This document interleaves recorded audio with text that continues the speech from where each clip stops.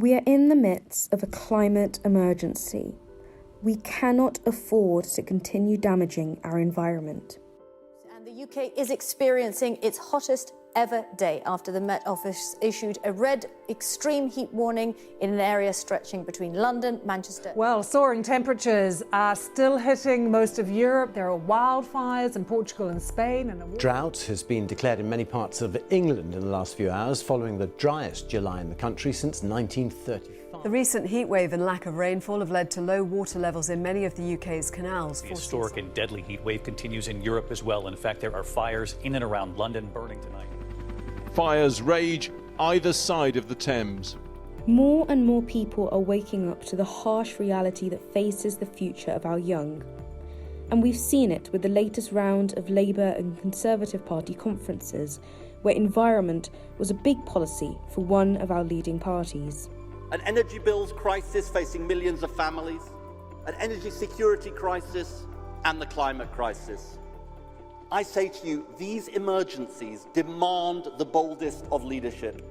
These emergencies demand an energy policy for the people and for the planet. This is vastly different to these conferences a decade ago. Politicians are starting to realise that they need to be environmentally savvy to get elected. The UK needs to make significant efforts to decarbonise its transport network. How? Well, one way to do this is limiting UK-based aviation. Flying is the most environmentally harmful modes of transport, with forecasts predicting that aviation will become one of the largest emitting sectors of carbon by 2050 if the current trends continue. Alternatively, travelling by train is 7 times more environmentally friendly than flying. I'm Elisa Anwar, and on this episode we'll be analysing how we can make a safer environment for our future generations. What if we took trains instead of planes? What if? What if? What if? What if? A monthly podcast series in partnership with IF, the Intergenerational Foundation. The average flight within the UK emits 128 kilograms of carbon dioxide. This is the equivalent to driving 710 kilometres in a petrol car, or washing a load of laundry at 40 degrees every 2 days for an entire year. Now, you may be thinking that flying is quicker. Well, for 2/3 of journeys within Britain, taking the train instead of flying adds only 30 minutes to the journey time, and this figure doesn't take into account the time it takes for many to commute to and from the airport. If we factor this in, we might find that travelling by train is actually faster. Now, another one of the big obstacles is cost. Currently, within the UK, VAT and fuel duty exemptions awarded to the aviation sector have driven down the price of domestic flights to the extent that almost 2/3 of domestic flight tickets are cheaper than their rail alternative. And I'm sure that many of us are aware how expensive domestic trains are. Just now, I've had a look at a train ticket from London to Manchester in 2 days' time, and the prices are ranging from £75 to £150 one way. That's a lot of money. We're living in a cost of living crisis. Can you really blame people for travelling by plane? But with environmental concerns growing by the minute for our future generations, what do young people feel about rail and aviation travel? I'm joined by Isabel and Akweyemi Claude to find out more. Isabel, we'll start with you. How concerned do you think young people are for the environment compared to older generations? I think for young people, of course, we're obviously very concerned. We've grown up learning about climate change in schools that the older generation may not have necessarily done. So it's kind of always been a part of our identity and growing up. But I do think definitely there are some older generations, people who are also very concerned. In my work, I work with a lot of people who are older than me, but they're still, extremely concerned. I think that it's really an opportunity for us to work together, definitely. But then definitely as a young person, considering what's going on now, I mean, in Britain, we're in October and it's extremely warm, which is just a bit scary. We're obviously living the reality of climate change, but also all across the world in, Pakistan, or the flooding. We're really already living it. So if it's this bad now, what's it going to be like in 30, 40 years time when we're, still want to be living, but older generations aren't, aren't going to be. So, obviously it's a bigger worry for younger people, definitely. The older generation are concerned, but they don't really have the ideas, if that makes sense, in regards to innovation of actions, because they're more on the fact of informing others. And of course, there's that difference between the older generation to the youth who make bold actions to get attention. And I think some of them have lived through it, made their actions in their time, but it's kind of like the years have evolved. And because of how the years have evolved, it's kind of changed the mindset of individuals. So they kind of hope that, you could say, after a while, a person may get it to take action. But we would feel that we would need to get the person's attention to take action because we don't feel like we're being listened to. I think that's a really interesting point because, I agree that Isabel said that a lot of older generations are concerned, but I think for the younger generation, that's going to be our lived reality in another, 10, 20 years. We're going to have to go through it. And I think there is a little difference in having to go through that and having to maybe just think about the future, but know that it doesn't impact you. And a question for both of you, what do you feel about the government's or different political leaders' approach to climate change so far? I mean, it's interesting, COP27 is now really in the news, especially with our Prime Minister. I think the problem with the government at the moment is that nothing's being done quickly enough. I know Rishi Sunak has promised he's going to be committed to net 2050, but net zero 2050, but that's a very long time away. We need to be acting right now. Things need to be changing dramatically now. I think in things like COP, a lot of decisions are made, but they're sort of decisions in 20 years time. We don't have the time to be messing around thinking about it. We need to make decisions, and we need to make laws changes quickly in order to really make a difference. And I think that's the key issue. I couldn't agree more. And I also feel that with the recent UN climate conference and said how the time has run out, it is time that our COP summits are talking about actions now. And of course, changing behavior. I think what I am concerned about is this kind of war narrative, which seems to get more of the focus than actual climate change or inequality within our society, because these are such important topics that really need to be highlighted. And I feel it's the kind of, you could say, like next on the shopping list, when it needs to be the first on the shopping list to be taken seriously. Travelling by train is 7 times more environmentally friendly than domestic flights within Great Britain, roughly. Yet the government are placing many VAT and fuel duty exemptions to the aviation sector, which sort of incentivises travelling by plane rather than train. Yeah, I think it's completely outrageous that travelling by plane is cheaper than travelling by train when, as you said, it's so much better for the environment. I just think it's completely ridiculous. I think, especially as we're living in a cost of living crisis, as a young person, if you want to go somewhere but you're faced with 2 different price options, even if you really want to choose the environmentally friendly option, it can be really tempting to choose the cheaper one because we've got so many struggles at the moment paying our bills and everything, that I think the government has a role to be incentivizing people to choose the environmentally friendly option. It's a priority. We're living in a climate emergency, and that needs to be made. And what are the downsides to rail travel? I know Isabel mentioned cost of living and money, and I think it's really easy for us to say, well, if rail travel is environmentally more friendly than plane travel, then why aren't people just going by rail? So what are the downsides to it? I think at the moment in Britain, our trains are so unreliable. I know that if I want to go somewhere, I'd have to leave sort of a few hours. If it was, an urgent appointment, I definitely wouldn't be able to just rely on the train making it. There's been so many times where it's taken me hours longer to get there. So yeah, I think that's the key thing for me. It's not that convenient. I guess also with the amount of rail strikes we're having at the moment as well, that kind of feeds into the idea of this just not being very reliable. Akuyemi, Claude, what do you think? I can give a perspective from a disability point of view, because they do find it hard to get around, places and to be able to commute with their elements of OCD or specific elements that may be challenges. Thank you for sharing that. And I am interested if you feel comfortable to share more. Do you feel, as someone who has a disability, there are differences when it comes to plane travel versus train travel? And what would you like to see then in our rail services, just from your perspective? I think from what I've heard is the importance of accessibility, the importance of, I think, hygiene. I think, we've got places like Japan where it's so clean.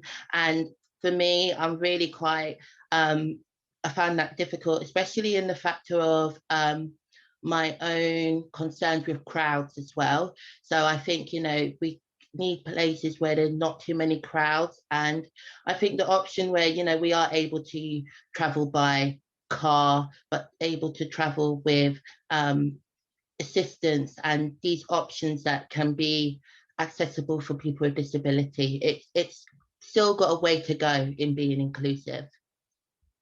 And do you find it's more inclusive than plane travel, or is it just both are hindered? I think plane travel is much more inclusive than rail. What would you both like to see the government do to maybe help incentivise rail travel? Isabel? I think there definitely needs to be more investment in train travel. I don't know whether it needs to be nationalised, but I think that could be one option that would really drive the cost down. Because I think that's just the key problem at the moment is the fact that it's one of the key problems that it's so expensive.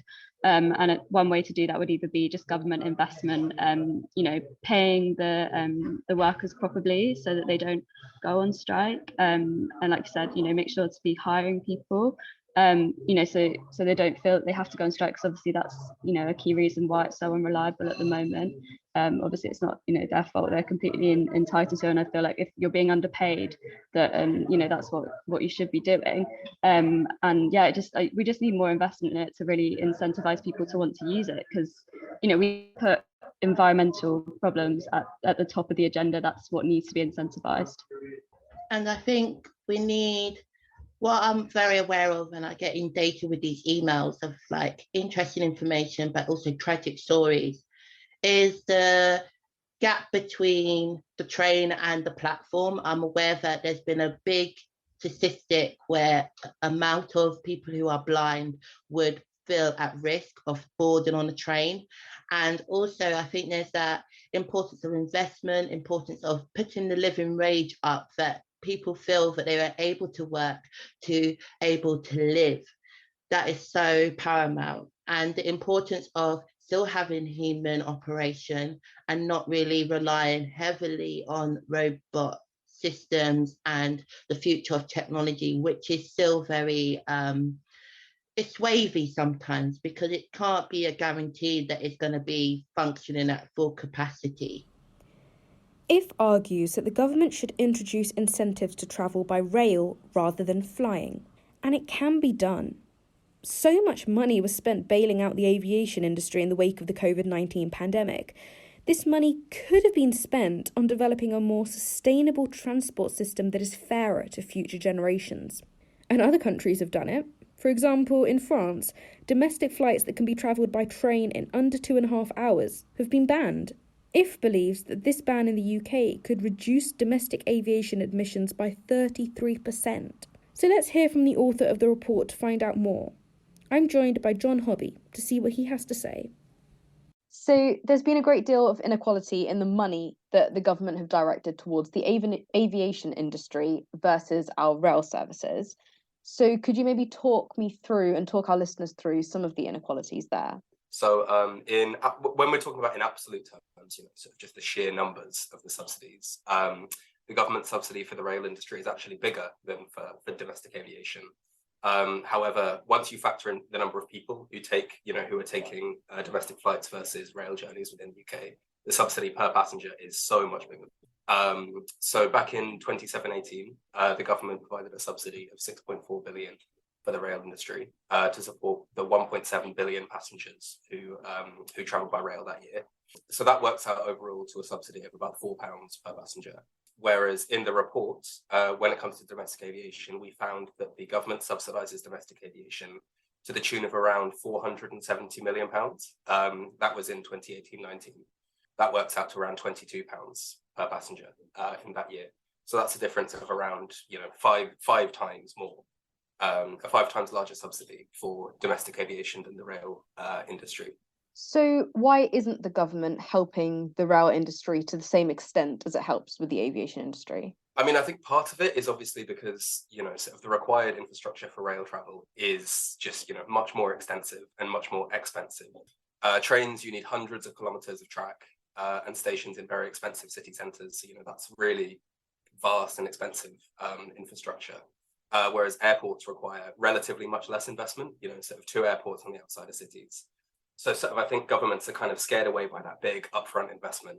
And I think this is just sort of, it's an example of sort of penny wise, pound foolishness that's been pervasive in government in recent decades. So if we haven't invested in our future just because it saves us a few quid in the present. And sort of, it's another example of failing to think in the long term and the lack of intergenerational analysis in policy. A great example of this is sort of the government has been talking about levelling up for years. It's been sort of one of the main government policies under the recent Conservative government.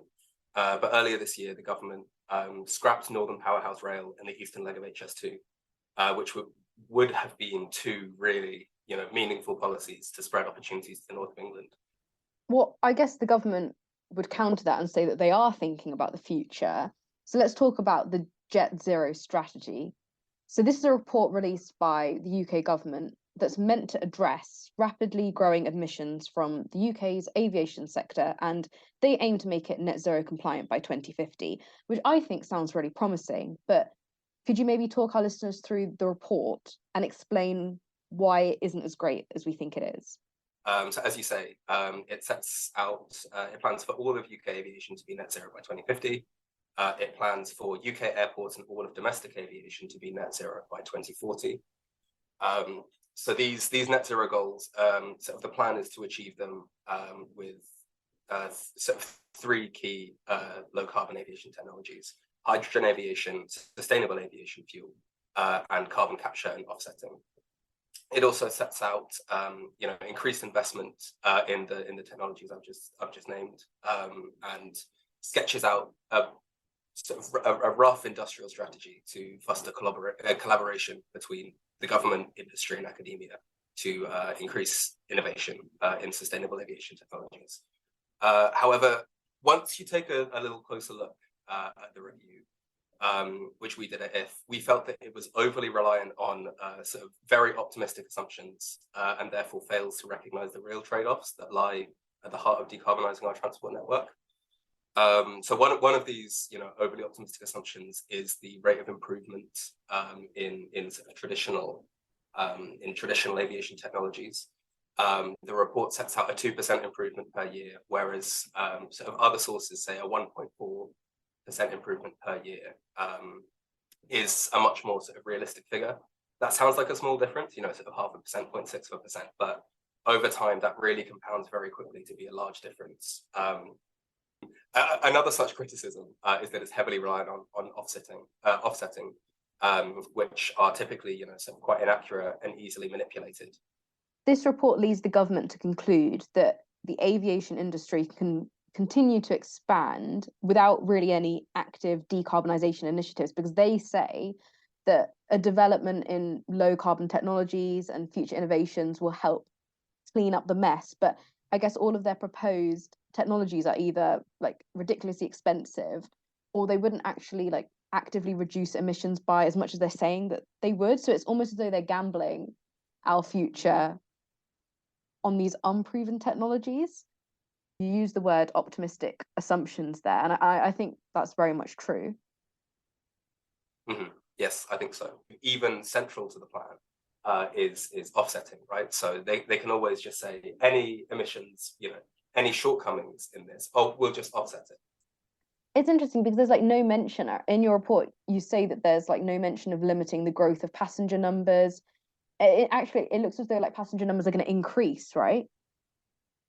Yeah, the report plans for, sort of a regular year-on-year growth in passenger numbers and flights, both in the international and domestic aviation sectors. And because of these optimistic assumptions, completely ignores so-called demand management policy. When people talk about demand management policy, they're talking about things like introducing taxation on aviation kerosene and introducing VAT on aviation tickets. And what those kind of policies do is they introduce some of the unpriced environmental costs of aviation into the ticket price, which would actually boost sustainable aviation technologies, because these would be, something like a kerosene tax. You wouldn't need to pay that if you were using sustainable aviation fuel or hydrogen, hydrogen technologies. So these demand management policies would actually boost innovation in, would make sustainable aviation technologies more competitive and would therefore boost innovation in sustainable aviation technologies, in my opinion. I think my big worry is that, like, if this plan does fail, which it might not, but say it does fail, we're going to kind of find ourselves in a worse situation than if they just sorted something out and pursued some active policies rather than having this passive stance.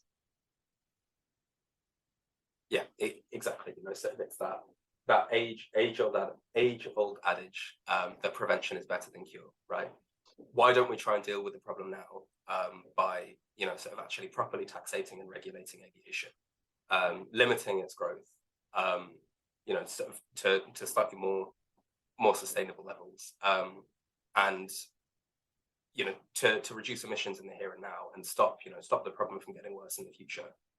What would you say to those who argue that air travel is simply cheaper and faster? I guess there's two elements to that question. So I don't know if you want to break that down. I would disagree on both points. When it comes to price, we find in the report that when you make a fair comparison between tickets booked equally far in advance and when you account for access costs to and from the airport, there's actually very little difference between air and rail costs within the UK. And in cases where aviation is potentially slightly cheaper, it's because of what economists call negative externalities. So these are unpriced costs that the producer or consumer of a good don't have to pay for, which makes the good in question artificially cheaper than its true social costs, which means that aviation is expensive. It's just not you that's paying for it, it's future generations through the environmental damage that's being done. I think that's actually really interesting, the point that you had about commuting like to and from the airport, because I would have thought that rail travel was sometimes like triple the price. Like it's extortionate rail travel, but then I guess that sort of ignores the fact that people don't live at the airport, and even a taxi or a train then to get to the airport means that collectively actually a domestic flight probably ends up being more expensive, if not equal to a rail ticket. Yeah, exactly. Which is an important sort of misconception that we try to address in the report. And then in terms of time, many studies have shown that high-speed rail is competitive with aviation on journeys up to 1,000 kilometers. So in countries with good rail infrastructure, it's really simply not true that short and medium haul flights are quicker than the rail alternative. A good example of this is in China, which they've built 38,000 kilometers of high-speed rail in the past few decades, which has really, really eaten away at the demand for domestic aviation. Unfortunately, the UK is kind of lagging behind most of Western Europe and other leaders on high-speed rail infrastructure. But fortunately for us, we live in quite a small country, and we do have quite an extensive network of conventional rail that we've upgraded to run at relatively high speeds, which means that rail can still compete with many of the main domestic routes by air. So our report finds that 6 of the top 10 domestic routes were of comparable time by rail and air when you account for the total journey times. So as we were kind of talking about earlier, people often forget about the price to get from the city centre or from where they live to the airport. It's also true of time as well. So often, airports are quite far away from the city and take an hour plus to get to. And they also have much longer waiting times than the rail than at the train station. Passing through security and waiting at your gate on the other side. I think also it all boils down to how much the government wants to invest in high-speed rail as well. Already you're saying that you disagree and say that rail can be cheaper and faster, but I think if the government just dedicated more time and investment, we could make that even better than it already is.